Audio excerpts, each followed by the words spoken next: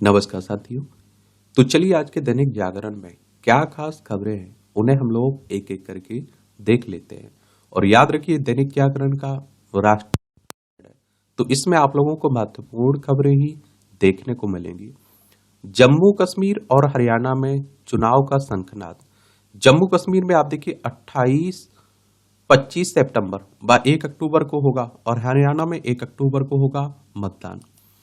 देखिए हमारा प्यारा भारत है, इसमें आप देखिए जम्मू कश्मीर है, केंद्र शासित प्रदेश है। इसकी अंतर्राष्ट्रीय सीमा पाकिस्तान से लगती है। राज्यों में लद्दाख हो गया, हिमाचल प्रदेश और पंजाब से लगती है। ये हरियाणा चंडीगढ़ इसकी राजधानी देखने को मिलेगी आपको। तो दोनों ही राज्यों की 4 अक्टूबर को घोषित होंगे चुनाव परिणाम। जम्मू कश्मीर में अनुच्छेद 370 हटने के बाद होगा पहला मतदान। ये आप देखेंगे कि 4 अक्टूबर को मतगणना होगी। राज्य में विधानसभा की सीटें हैं 90, जिसमें सामान्य है 74, एससी एसटी की कितनी है, एसटी की है 9 और एससी की है 7। और कुल मतदाता की बात करें तो 87.09 लाख हैं 25 जुलाई 2024 की स्थिति के हिसाब से। मतदाता सूची का अंतिम प्रकाशन होगा 20 अगस्त को। हरियाणा में आप देखते हैं कि 90 सीटें हैं टोटल, सामान्य है 73 और एससी की है 17। कुल मतदाता है 2.01 करोड़। 2 अगस्त की स्थिति के हिसाब से अंतिम मतदाता सूची का प्रकाशन 27 अगस्त को होगा। और महाराष्ट्र में बाद में कराए जाएंगे चुनाव। सीईसी बोले 3 gentleman are back. Press conference की शुरुआत में राजीव कुमार ने साथी चुनाव आयुक्तों का परिचय कराया और हल्के फुल्के अंदाज में 3 जेंटलमैन आर बैक। उनका यह कथन लोकसभा चुनाव के दौरान प्रसारित एक लोकप्रिय मीम का जवाब माना जा रहा है, और जिसमें तीनों को आदर्श आचार संहिता के कथित उल्लंघन के बीच लापता जेंटलमैन कहा गया था। देखिए आपको बता दूं, चुनाव आयोग के बारे में जरूर याद रखा करिएगा। इलेक्शन कमीशन ऑफ इंडिया, भारतीय निर्वाचन आयोग एक संवैधानिक संस्था है। संविधान के अनुच्छेद 324 के तहत चुनाव आयोग की स्थापना की बात की गई है। 25 जनवरी 1950 में स्थापना हुई थी। 25 जनवरी को आप लोग मतदाता दिवस मनाते हैं। नई दिल्ली में हेडक्वार्टर देखने को मिलेगा। सुकुमार सेन पहले मुख्य चुनाव आयुक्त थे। जो विधानसभा, राज्यसभा, लोकसभा, राष्ट्रपति, उपराष्ट्रपति के चुनाव होते हैं ना, भारतीय निर्वाचन आयोग ही करवाता है।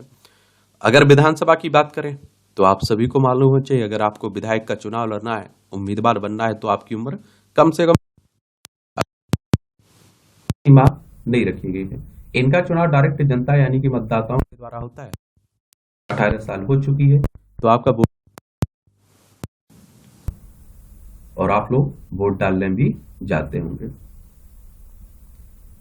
बंगाल और बिहार में केंद्रीय मंत्रिमंडल ने बंगाल की डोगरा और बिहार की बेहटा में हवाई अड्डा परियोजना तथा महाराष्ट्र के पुणे और ठाणे मेट्रो रेल परियोजनाओं को शुक्रवार को मंजूरी दे दी है। सूचना एवं प्रसारण मंत्री अश्विनी वैष्णव ने कहा, पीएम की अध्यक्षता में आर्थिक मामलों की मंत्रिमंडलीय समिति ने निर्णय लिया है। ट्रिब्यूनल ने सूरत महानगर पालिका कार्यालय को नहीं माना वक्फ संपत्ति। केंद्र सरकार के वक्फ संशोधन विधेयक ने देश में खूब सुर्खियां बटोरी। अब यह विधेयक भले ही संयुक्त संसदीय समिति को भेज दिया गया है, लेकिन निकट भविष्य में सूरत महानगर, ये आप देखिए मुगली सराय पर बखेड़ा खड़ा हो सकता है। गुजरात वक्फ ट्रिब्यूनल ने इसे वक्फ संपत्ति नहीं माना है। उदयपुर में हिंदू सहपाठी पर चाकू से हमला, शहर में हिंसा या की भी अशांति काफी खबरें आती रहती हैं। यूनुस ने मोदी को की सुरक्षा आश्वासन। बांग्लादेश में अंतरिम पहली बार दोनों नेताओं ने की बातचीत। एमईए ने कहा कि बांग्लादेश में अल्पसंख्यक नजर, ये आप देखिए देखने को मिलेगा। ये बांग्लादेश है। पश्चिम बंगाल, असम, मेघालय, त्रिपुरा, मिजोरम 5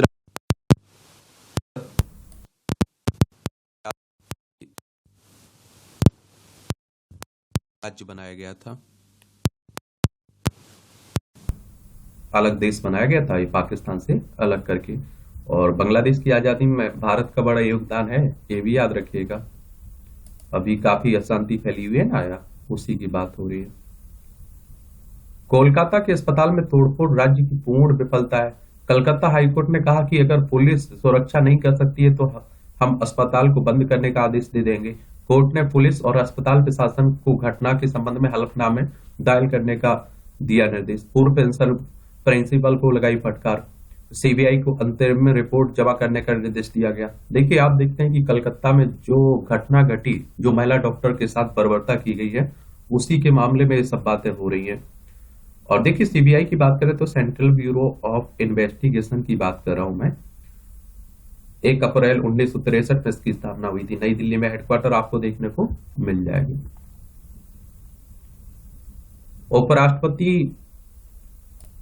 उपराष्ट्रपति ने नाम लिए बगैर राहुल गांधी पर साधा निशाना।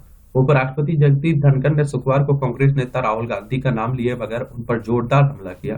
धनखड़ ने चिंता जताई कि संवैधानिक पद पर बैठे एक व्यक्ति ने सुप्रीम कोर्ट से एक ऐसे नैरेटिव पर स्वतः संज्ञान लेने के लिए कहा जो हमारी आर्थिकी को बर्बाद करने के उद्देश्य से फैलाया जा रहा है।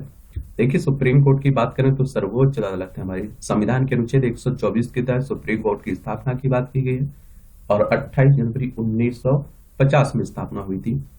मेडिकल स्टाफ के साथ हिंसा पर 6 घंटे के भीतर दर्ज कराए केस। इस स्वास्थ्य मंत्रालय के अधीन आने वाली महानिदेशक चिकित्सा सेवा ने सभी मेडिकल कॉलेजों के अस्पतालों को मेडिकल स्टाफ के साथ हिंसा के मामले में 6 घंटे के अंदर एफआईआर दर्ज कराने का निर्देश दिया है और केस दर्ज कराने की जिम्मेदारी संबंधित संस्थान के प्रमुख की होगी। अच्छी बात है। अफ्रीका भी यूरोप के बाद एशिया पहुंचा एमपॉक्स। भारत से उत्तर के देखिए मंकी पॉक्स के नाम से भी इसे जानते हैं आप लोग। एमपॉक्स अफ्रीका और यूरोप के बाद एशिया पहुंच चुका है और पाकिस्तान में आप देखते हैं कि इस वायरस के 3 मामले मिलने के बाद भारत सतर्क है। हालांकि भारत में फिलहाल एमपॉक्स का जोखिम बहुत कम है। केंद्रीय स्वास्थ्य मंत्री जेपी नड्डा शनिवार को अधिकारियों के साथ बैठक की है और इसमें आप देखते हैं फफोले टाइप के पड़ जाते हैं शरीर पर। गुलमोहर को सर्वश्रेष्ठ हिंदी फिल्म का राष्ट्रीय पुरस्कार। वर्ष 2022 के लिए शुक्रवार को 70वें राष्ट्रीय फिल्म पुरस्कार की घोषणा की गई है। राहुल बी चिट्टेला द्वारा निर्देशित और शर्मिला टैगोर व मनोज वाजपेयी अभिनीत गुलमोहर को सर्वश्रेष्ठ हिंदी फिल्म का पुरस्कार मिला है। कन्नड़ फिल्म कंतारा के लिए ऋषभ शेट्टी सर्वश्रेष्ठ अभिनेता चुने गए हैं। इस तरह के पुरस्कारों से भी क्वेश्चन पूछ लेता है। उत्तर प्रदेश में 69,000 सहायक शिक्षकों की चयन सूची रद्द हुई है।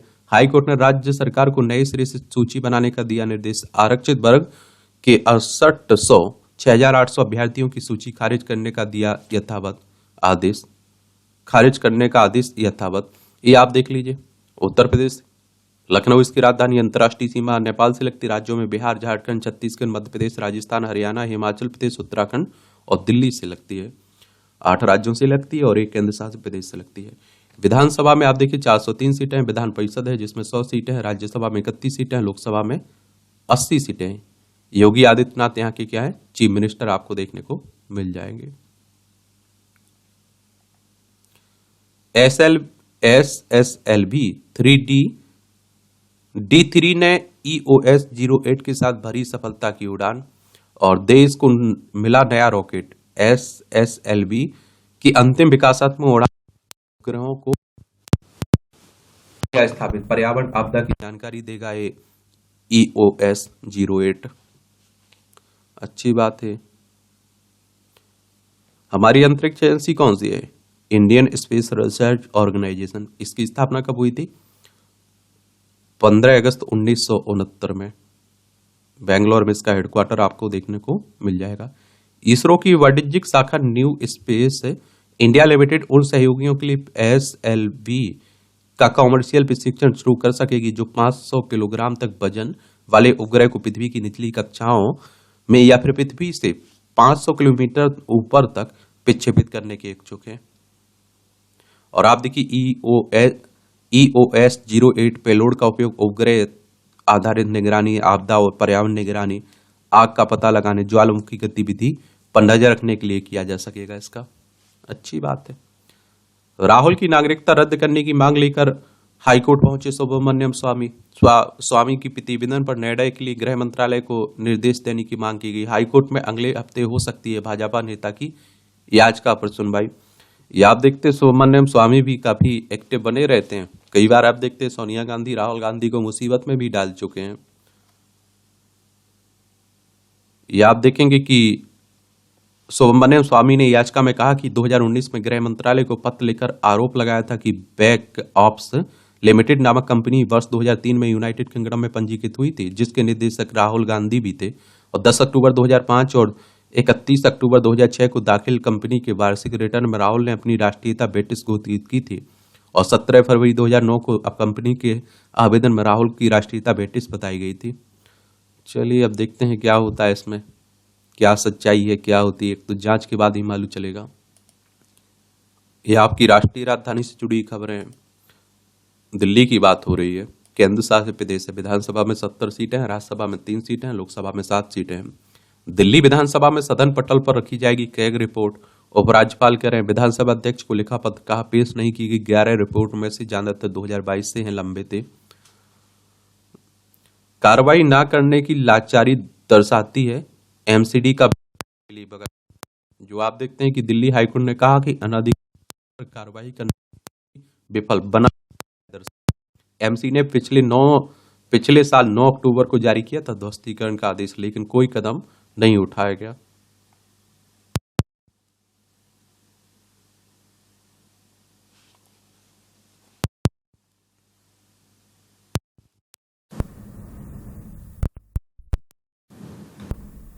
दिल्ली विश्वविद्यालय में स्नातक प्रवेश के पहले चरण में आप देखिए 97,300 छात्रों की 8 छात्रा और 44,000 आप देखते हैं कि 149 छात्रों सीट 40 आवंटन पहली बार डीयू में शुरू किया गया सिंगल गर्ल चाइल्ड कोटे से।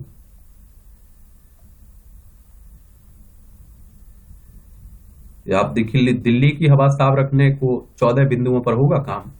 वेंटर एक्शन प्लान के लिए पर्यावरण मंत्री गोपाल राय ने की बैठक। 5 सितंबर को बनेगी कार्य योजना। जन शिकायत के निगरान को ग्रीन वॉर रूम व ग्रीन ऐप का होगा उन्नयन। केंद्र व पड़ोसी राज्यों से होगी संवाद। इसमें आप देखते हैं कि दिल्ली में सांस लेना दुश्वार हो जाता है, इतनी प्रदूषण हवा। तो आप देखिए प्रदूषण 14 बिंदु कौन से? धूल प्रदूषण, खुले में कूड़ा जलाना, औद्योगिक प्रदूषण, ग्रीन वार रूम एवं ग्रीन ऐप, हॉट स्पॉट,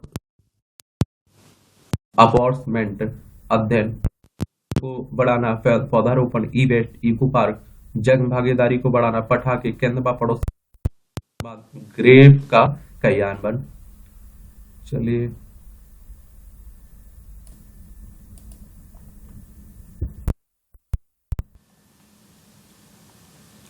पुण्यतिथि पर याद किए गए पूर्व पीएम अटल बिहारी वाजपेयी। और आप देखते कि 2015 में भारत किया गया था, ये भी याद रखिएगा। 2008 में आज ही के दिन दिल्ली के एम्स में उनकी लंबी बीमारी के बाद डेथ हो गई थी ना। हमारे देश के प्रधानमंत्री भी रहे। बड़ा फेरबदल, पुण्य सलीला श्रीवास्तव होंगी स्वास्थ्य सचिव। राजेश कुमार सिंह नया रक्षा सचिव नियुक्त किया गया। केंद्र ने सचिव स्तर पर किया फेरबदल। पीएम ई बसों के प्रस्ताव पर बार बार बदलने से केंद्र सरकार नाखुश है। बसों की खरीद और डिपो बनाने का राज्यों को 20,000 करोड़ दे रहा है केंद्र। राज्यों व शहरों से कहा अगली बार कारण के साथ संशोधित प्रस्ताव प्रस्तुत करें। निम्न और मध्यम आय वाले देशों में 3 में से सिर्फ 1 को साफ पानी उपलब्ध है। याद देखिए संयुक्त राष्ट्र के सतत विकास लक्ष्यों 2030 में 1 में से 1 पर निम्न और मध्यम आय वर्ग के 135 देशों में किए गए सर्वे में सामने आया है। वर्ष 2020 में 3 में से 1 शख्स की साफ पानी तक पहुंच है। आप समझ सकते हैं क्या स्थिति है। और इस तरह की रिपोर्ट का उल्लेख आप लोग कर दिया करिएगा। आंसर राइटिंग कर रहे हैं, निबंध लिख रहे हैं आप लोग। सेमीकंडक्टर व बुलेट ट्रेन परियोजना पर होगी भारत जापान में बात। 20 सितंबर को भारत और जापान के बीच होगी 2+2 वार्ता। दोनों देशों की रक्षा और विदेश मंत्रियों की अगुवाई में होगी बैठक। देखिए इसमें क्या रहता है कि हमारे देश के रक्षा मंत्री और विदेश मंत्री भाग लेते हैं और जापान के रक्षा मंत्री विदेश मंत्री भाग लेते हैं। इससे पहले 2009 और 2022 में यह वार्ता हो चुकी है, याद रखिएगा। पीएम मोदी ने नेतन्याहू से की बात, क्षेत्र में तनाव कम करने पर दिया बल। पंचायती राज में खत्म होगी सरपंच पति की प्रथा। सुप्रीम कोर्ट ने जनहित याचिका के बाद केंद्रीय समिति कर रही है प्रयास। 18 राज्यों में महिला प्रधानों की समस्याएं उजागर सामने आए बड़े कारण। सरपंच पति प्रथा खत्म करने के उद्देश्य से राज्यों के लिए आदर्श कानून का प्रारूप बनाया जाए। क्या राज्य महिलाओं के लिए पंचायत सचिव पद पर 50% आरक्षण की व्यवस्था लागू कर सकते हैं? मैनुअल उन सभी भाषाओं में बनाने की व्यवस्था आप देखते हैं कि हो, जिसमें जिसे अशिक्षित महिलाएं भी समझ सकें। अब आपने देखा होगा कि आप देखते हैं कि कोई चुनाव लड़ता है तो उसके साथ, महिला की बात कर रहा हूं, तो उसके साथ या तो उसके पति का नाम जुड़ा रहता है, उसके भाई का जुड़ा रहता है, या आप देखते हैं कि उसके पिता का जुड़ा रहता है। लेकिन आपने देखा होगा जब उसका भाई चुनाव लड़ रहा है या पिता लड़ रहा है, पति लड़ रहा है, तो आपने देखा होगा महिला का नाम नहीं जोड़ा जाता है। तो हमारे यहाँ कहा जाता है कि वो भली सरपंच बन गई, विधायक बन गई, लेकिन असली विधायक उसके पति, भाई या पिता होते हैं। तो उसी को बदलने की बातें हो रही हैं। कई बार तो एक भी देखने को मिला है कि सरपंच की जगह उसका पति भाग ले रहा है या उसका परिवार का कोई और मेंबर, पुरुष मेंबर भाग ले रहा है मीटिंग में। अब होने दीजिए, अब चुनाव क्या होते हैं देखते हैं किस तरह का रहता है। और आप देखते हैं कि पहले सीटों की संख्या की अगर हम लोग बात करें तो पहले 111 सीटें थी कुल जम्मू कश्मीर में। 37 आप देखते हैं कि जम्मू में, और 46 कश्मीर में, 4 लद्दाख में थी, और 24 सीटें गुलाम जम्मू कश्मीर के लिए थी। अब आप देखते हैं कि 114 सीटें हैं जिनमें से 90 सीटों पर चुनाव होंगे। 43 सीटें जम्मू कश्मीर में, 47 सीटें जम्मू कश्मीर में, और 24 सीटें गुलाम जम्मू कश्मीर के लिए आरक्षित हैं। आरक्षित सीटों का गणित तो 16 सीटें SC ST के लिए आरक्षित, 7 सीटें SC के लिए और 9 सीटें ST के लिए। और पुडुचेरी जैसा फार्मूला लागू होगा, जम्मू कश्मीर पुडुचेरी जैसा फार्मूला लागू होगा। यहाँ कुल 93 सीटें हैं, लेकिन चुनाव 90 सीटों पर ही होंगे, और 3 सीटों पर आप देखिए नामित सदस्य होंगे। पुडुचेरी में भी 33 सीटें हैं, लेकिन चुनाव 30 सीटों पर होते हैं। 3 सीटों पर केंद्र द्वारा नामित होते हैं। चलिए बाकी देखते हैं क्या होता है।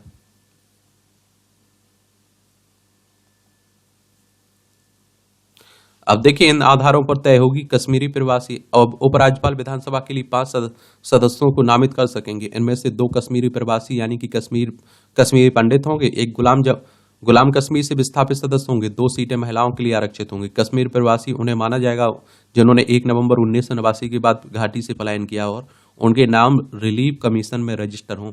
जो भी व्यक्ति 1947, 48, 1965, 1971 के बाद वहां से पलायन कर भारत आया, उन्हें विस्थापित माना जाएगा। चुनाव से पहले बड़ा निर्णय, विस्थापितों को मिलेगा संपत्ति का मालिकाना हक। या आप देखिए 30 दिन में समयबद्ध तरीके से आवेदन प्रक्रिया शुरू। जम्मू कश्मीर की बात हो रही है। 1947 में गुलाम जम्मू कश्मीर व पाकिस्तान से आकर बसे 1965-71 के विस्थापित परिवारों को होगा इसका लाभ। 1 महीने पहले भी लिया था निर्णय, लेकिन नहीं दिया था मालिकाना हक। राहत के जरिए आप देखिए वोट बैंक पर सेंध लगाने की कोशिश हो रही है। चलिए देखते हैं क्या होता है। उपचुनाव के लिए मौसम अभी अनुकूल नहीं है, चुनाव आयोग कह रहा है।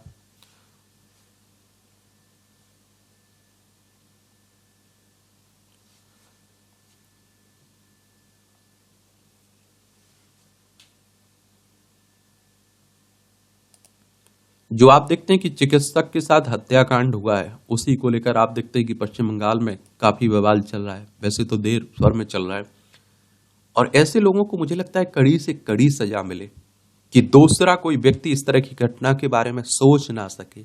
अब सोचिए, इस तरह का इंसान तो नहीं हो सकता है, हैवान ही काम कर सकते हैं इस तरह के। अस्पताल को सुरक्षित जोन घोषित कर एयरपोर्ट जैसी हो सुरक्षा, आईएमए कह रहा है। सही बात है, इंडियन मेडिकल एसोसिएशन ने कहा है।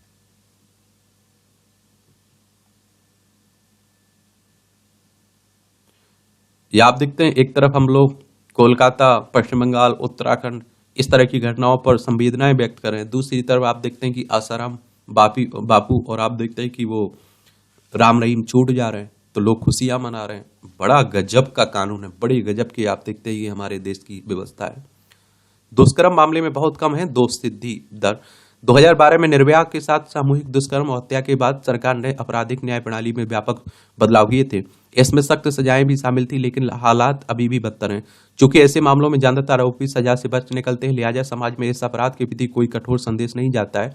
कोलकाता में प्रशिक्षु डॉक्टर उत्तराखंड की नर्स के साथ हुई हैवानियत इसी का उदाहरण। विशेषज्ञों के अनुसार भारत में दुष्कर्म मामलों में दोष सिद्धि दर 30% से कम होना इसकी एक बड़ी वजह है। ब्रिटेन में आप देखिए 60.2%, कनाडा में 42% आप देखते हैं। तो मुझे लगता है कि ऐसा होना चाहिए कम से कम कि लोग कांप जाएं, समझ रहे हैं।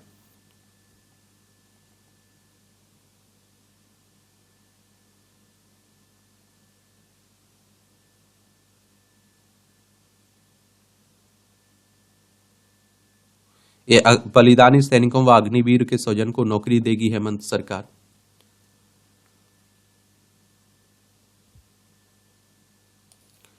भारत रक्षा पर्व, ये आप देखिए सीमा पर सीना ताने राष्ट्र की रक्षा में तत्पर जवानों के लिए प्रतिवर्ष की भांति शुक्रवार को नई दिल्ली स्थित सेना मुख्यालय में सेना प्रमुख जनरल उपेंद्र द्विवेदी को जागरण परिवार की ओर से रक्षा सूत्र भेंट करते दैनिक जागरण के निदेशक। अच्छी बात है। बस्तर में 14 गांव में ने 40 वर्ष बाद मनाया स्वतंत्रता का पर्व। जहां पर कभी नक्सली काली झंडे फहराते थे, वहां इस बार शान से तिरंगा लहराया गया। देखिए 15 अगस्त 1947 में हम लोग आजाद हुए थे ना, उसी के लिए आप देखते हैं क्या मनाते हैं, स्वतंत्रता दिवस, आजादी का दिवस। अगर नक्सलवाद की बात करें तो नक्सल शब्द की उत्पत्ति पश्चिम बंगाल के छोटे से गांव नक्सलवाड़ी से हुई थी, जहां भारतीय कम्युनिस्ट पार्टी के नेता चारू मजूमदार और कानू सन्याल ने 1967 में सत्ता के विरुद्ध एक सशक्त आंदोलन का आरंभ किया था। ईडी ने सट्टेबाजी ऐप मामले में 4 लोगों को गिरफ्तार किया है। ईडी यानी कि एनफोर्समेंट डायरेक्टरेट की बात कर रहा हूं, विवर्तन निदेशालय की बात हो रही है। और 1 मई 1960 कब हुई थी इसकी स्थापना? 1956 में नई दिल्ली में हेडक्वार्टर देखने को मिलेगी। भारत और वियतनाम में समुद्री सुरक्षा में सहयोग पर चर्चा हो रही है।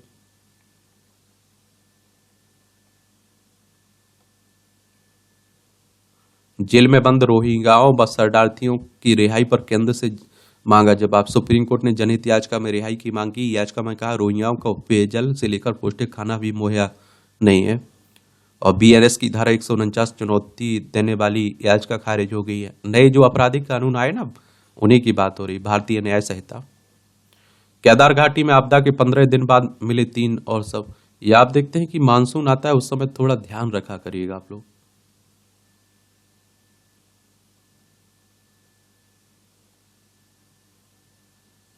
असमर्थ बेटी को गुजारा भत्ता देने के लिए पिता बाध्य का हिंदू कानून ने हमेशा अविवाहित बेटी के भरण पोषण के लिए पिता के दायित्व को दी मान्यता। आजकल आप देखते हैं कि इस तरह के मामले भी खूब आ रहे हैं, पारिवारिक मामले।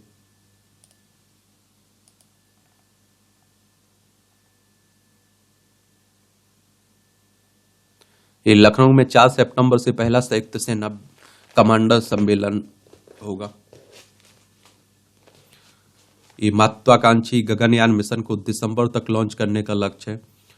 और देखिए EOS जो 08 है ना, 3 पेलोड हैं, कल भी बात की हुई थी इसमें हमने। EOS 08 में 3 पेलोड लगे हैं। इनमें आप देखिए electro optical infrared payload, global navigation satellite system, reflectometry मेट्री पेलोड और CIC UV डोसीमीटर शामिल है।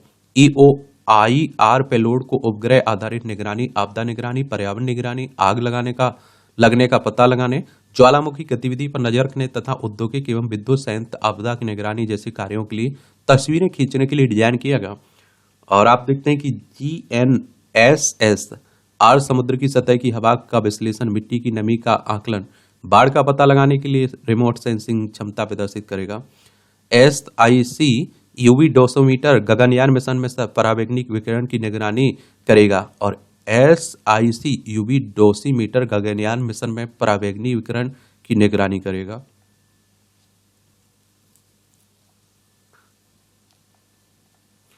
नौ जलप्रपात सहेजे पर्वत पर ट्रेकिंग के रोमांच संग आस्था की त्रिवेणी।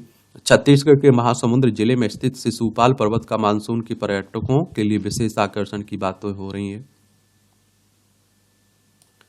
NCR के रियल एस्टेट में सबसे अधिक निवेश की बात हो रही है। IT में खरीदारी से 2 सप्ताह के उच्च स्तर पर पहुंचा सेंसेक्स, 1330 अंक बढ़कर 80,436 स्तर पर बंद हुआ। BSE का मानक सूचकांक। निफ्टी फिर 24,500 के पार है।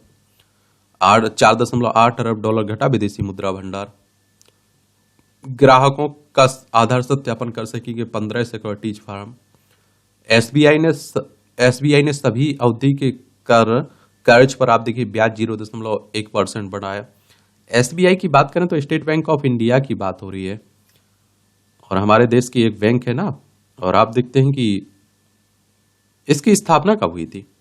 SBI की बात कर रहा हूं, मुंबई महाराष्ट्र में, तो इसका हेडक्वार्टर आपको देखने को मिल जाएगी एक पुरानी बैंक है, आप देखेंगे 1 जुलाई 1955 में इसकी स्थापना हुई थी। खाद्य प्रसंस्करण क्षेत्र में प्रत्यक्ष विदेशी निवेश घटा और बैंक ऑफ महाराष्ट्र पर 1.27 करोड़ का जुर्माना। आरबीआई की ओर से अपना ग्राहक जानो समेत अन्य दिशा निर्देशों का पालन न करने पर बैंक ऑफ महाराष्ट्र पर आप देखते हैं जुर्माना लगा है। आरबीआई हमारी केंद्रीय बैंक है, बैंकों का बैंक भी कहते हैं। 1 अप्रैल 1935 में स्थापना हुई थी। मुंबई महाराष्ट्र में इसका हेडक्वार्टर देखने को मिलेगी। पहली छमाही में ऊर्जा स्टोरेज क्षेत्र में दुगना निवेश हुआ है। निर्माण उपकरणों की बिक्री में 5% की वृद्धि। ELI से MSME में मैन्युफैक्चरिंग को बढ़ावा। ये आप देखते हैं कि बजट के एम्प्लॉयमेंट लिंक्ड इनिशिएटिव की बात हो रही है। वित्त मंत्री ने बजट में किया था योजना का ऐलान, नोटिफिकेशन का इंतजार। लागत में कमी आएगी और उद्यमी मैन्युफैक्चरिंग पर कर सकेंगे फोकस। और बजट की बात करें तो हमारे संविधान में बजट शब्द का तो उल्लेख नहीं है, लेकिन वार्षिक वित्तीय विवरण की बात की गई संविधान के अनुच्छेद 112 में। मुद्रा योजना के आवेदकों की पात्रता जांच के लिए बनाए जाए दिशा निर्देश। प्रधानमंत्री मुद्रा योजना की बात हो रही है। चलिए, पीएम मुद्रा योजना कब आई थी? और इसमें आप देखते हैं कि आप लोन लेकर बिजनेस शुरू कर सकते हैं ना, उसी की बात हो रही है। कब आई हुई थी ये डेट आप लोग बताइए। गूगल बाबा का सहारा लीजिए, किताबों का सहारा लीजिए, लेकिन ये सवाल जो पूछता हूं उसके जवाब जरूर दिया करिएगा। जून तिमाही के दौरान शहरी क्षेत्रों में बेरोजगारी दर 6.6% रही। जनवरी मार्च 2023 में 6.7% थी शहरी क्षेत्रों में बेरोजगारी दर। बीती तिमाही में महिलाओं की बेरोजगारी दर घटकर 9% हो गई।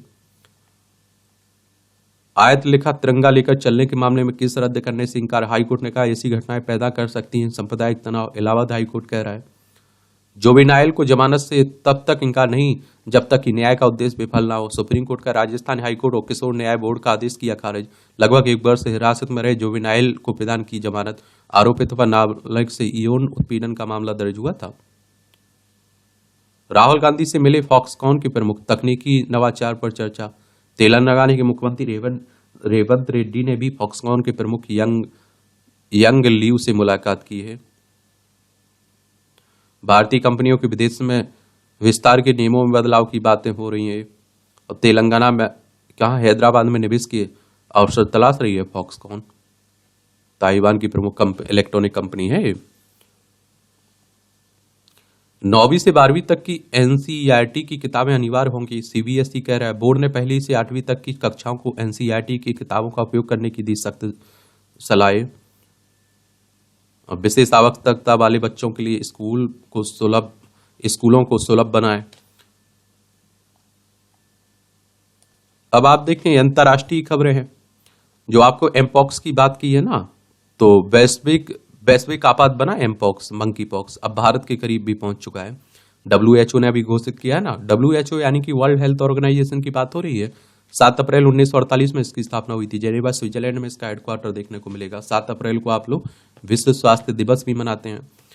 तो आप देखते हैं क्या है एमपॉक्स। तो एमपॉक्स एक वायरस संक्रमण है जो आप देखिए आर्थोपॉक्स वायरस के कारण होता है। इसके लक्षण त्वचा पर लाल चकत्ते या फिर म्यूकोसल घाव, जो बुखार, सिर दर्द, मांसपेशियों में दर्द, पीठ दर्द, ऊर्जा की कमी और गले में आप देखिए सूजन के साथ 2 से 4 सप्ताह तक रह सकते हैं। बच्चे, गर्भवती महिलाएं और कमजोर प्रतिरक्षा प्रणाली वालों में इसका खतरा सबसे अधिक रहता है। बुखार, सिर दर्द हो गया, मांसपेशियों में दर्द और पीठ दर्द, ऊर्जा की कमी, गले में सूजन। कैसे फैलता है एमपॉक्स? एमपॉक्स यौन संपर्क सहित निकट शारीरिक संपर्क से फैलता है। इसके अलावा संक्रमित जानवर और दूषित सामग्रियों जैसे कपड़े, बिस्तर और तौलिए जैसी चीजों से भी फैल सकता है। हालांकि हवा के माध्यम से यह फैलता है या नहीं, इसे लेकर कोई पुख्ता सबूत नहीं है। वर्तमान में यह लोगों के बीच अधिक आसानी से फैल रहा है, जिससे वैश्विक चिंता उत्पन्न हुई है। मृत्यु दर कितनी है? तो मृत्यु दर संक्रमित रोगियों के लिए उपलब्ध स्वास्थ्य सेवाओं पर बहुत अधिक निर्भर करती है। कांगो में इसकी मृत्यु दर लगभग 4% रही। एमपॉक्स से बचाव के लिए टीके भी उपलब्ध हैं, लेकिन व्यापक रूप से उपलब्ध नहीं है। बंदरों में दिखा था पहला मामला। इस वायरस की पहचान पहली बार 1958 में डेनमार्क के अनुसंधान के लिए इस्तेमाल किए जाने वाले बंदरों में की गई थी। पहली बार इंसान में इसका मामला 1970 में कांगो में देखा गया था। तब से इसका प्रकोप जारी है। 2 साल पहले जब इस वायरस का एक रूप क्लेड IIB विश्व स्तर पर फैलना शुरू हुआ, तब WHO ने एमपॉक्स को आपातकाल घोषित किया। तब इसके ज्यादातर मामले पुरुषों के साथ यौन संबंध रखने वाले पुरुषों में देखा गया था। वर्तमान में कांगो में इसका अब तक का सबसे खतरनाक प्रकोप जा रहा है। जनवरी 2023 से अब तक आप देखिए वहाँ 27,000 मामले हैं और आप देखिए 1,100 से अधिक मौतें देखी गई हैं, जिनमें मुख्य रूप से आप देखिए बच्चे शामिल हैं। अमेरिका में अभी चुनाव हो तो राष्ट्रपति चुनाव जीत सकती हैं कमला हैरिस। ये आप देखिए वॉशिंगटन पोस्ट ने सर्वे में 21 जून के बाद उपराष्ट्रपति का समर्थन 2% बढ़ा है। अब राष्ट्रपति का चुनाव है अमेरिका में तो उसी की बात हो रही है। हसीना पर हत्या का एक और मुकदमा हुआ है। अब आप देखते हैं कि प्रधानमंत्री का पद छोड़ चुकी हैं, अब कुछ भी इनके साथ हो सकता है। गाजा युद्ध विराम वार्ता जारी, इजरायल ने फिर क्षेत्र खाली करने का दिया आदेश। अब इजरायल हमास में जो चल रहा है, अभी दुनिया में बड़ी अशांति फैली हुई है। रूस यूक्रेन का देख ही रहे। पें पेंटो पेटोंग टार्न सेनावात्रा थाईलैंड की सबसे युवा पीएम चुनी गई। 339 सांसदों ने किया समर्थन। देश की दूसरी महिला प्रधानमंत्री बनी हुई। 37 वर्षीय हैं ये। बैंकॉक है इसकी राजधानी थाईलैंड की। 23 को अमेरिका जाएंगे रक्षा मंत्री राजनाथ सिंह हमारे।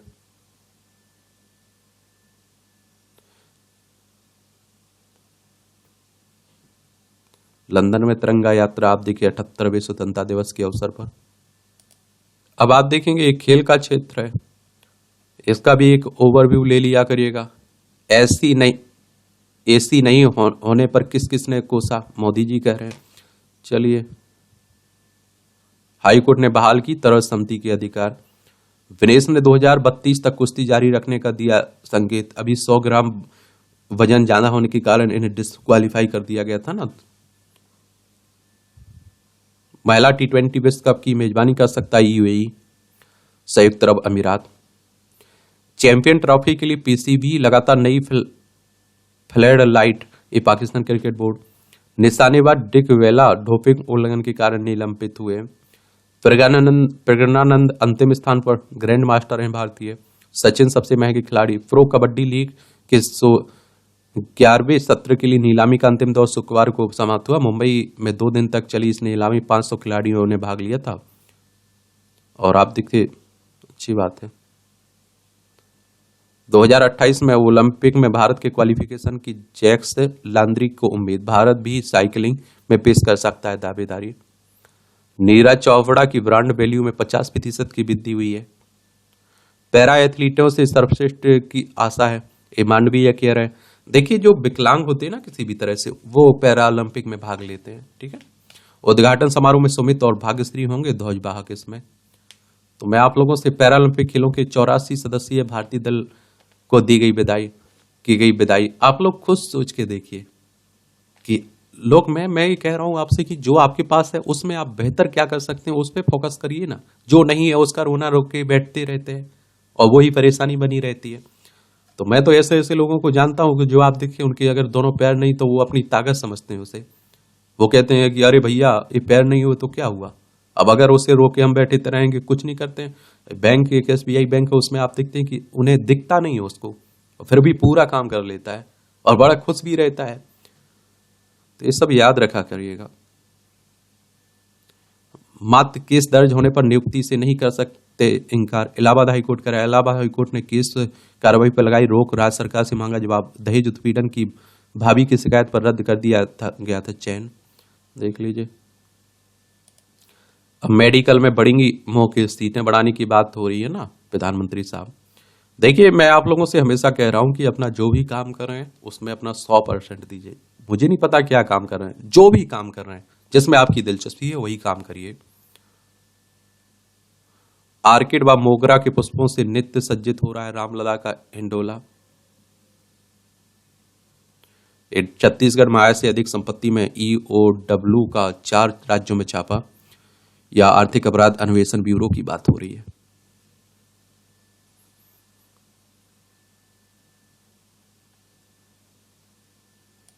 यहां भी आपको जनरल नॉलेज की जानकारी मिल जाती है, परीक्षा के पॉइंट भी सही पॉइंट मिल जाते हैं। भारत पाक को अलग करने वाली रेड क्लिफ लाइन की घोषणा हुई 1947 में। आज भारत विभाजन के बाद आज ही के दिन रेड क्लिफ लाइन को भारत पाकिस्तान के बीच सीमा के रूप में घोषित किया गया था। ब्रिटिश वकील सिरिल रेड क्लिफ ने इसे एक हिंदू एक मुस्लिम वकील की मदद से सीमा का निर्धारण किया था, उन्हीं के नाम पर इसका नाम पड़ा। ये आप देखिए लद्दाख, जम्मू कश्मीर, पंजाब, राजस्थान, गुजरात 5 राज्यों की सीमा लगती है पाकिस्तान से। एक ओलंपिक में 8 सोना जीतने वाले पहले एथलीट बने फिलिप्स। 2008 में आज ही बीजिंग में अमेरिका तैराक Michael Phelps 4x100 metre medley relay में अपने 8वां स्वर्ण जीतकर एक और ओलंपिक में सबसे अधिक स्वर्ण पदक जीतने वाले एथलीट बने।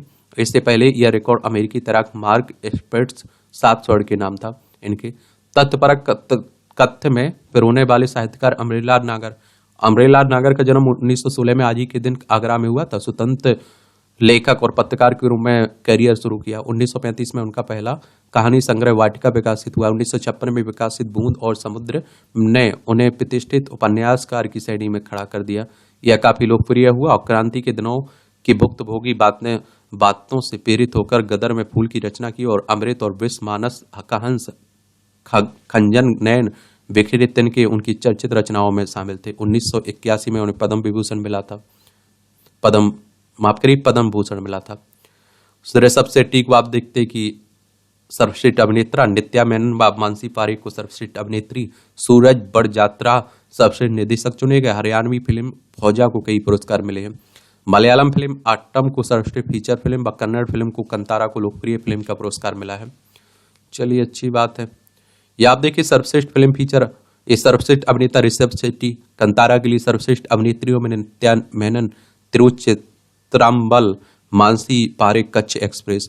सर्वश्रेष्ठ हिंदी फिल्म गुलमोहर, सर्वश्रेष्ठ निर्देशक सूरज आर और बड़जात्या ऊंचाई, और सर्वश्रेष्ठ सहायक अभिनेत्री नीना गुप्ता, सर्वश्रेष्ठ सहायक अभिनेता Pavan Malhotra. Special mention award Manoj Bajpayee, Gulmohar के लिए संगीत निर्देशक संजय सलील चौधरी, मलयालम फिल्म कद्दीकन के लिए। सर्वश्रेष्ठ संगीत निर्देशक पीतम केसरिया गाने के लिए। सर्वश्रेष्ठ पार्श्व गायिका अरिजीत सिंह केसरिया गाने के लिए।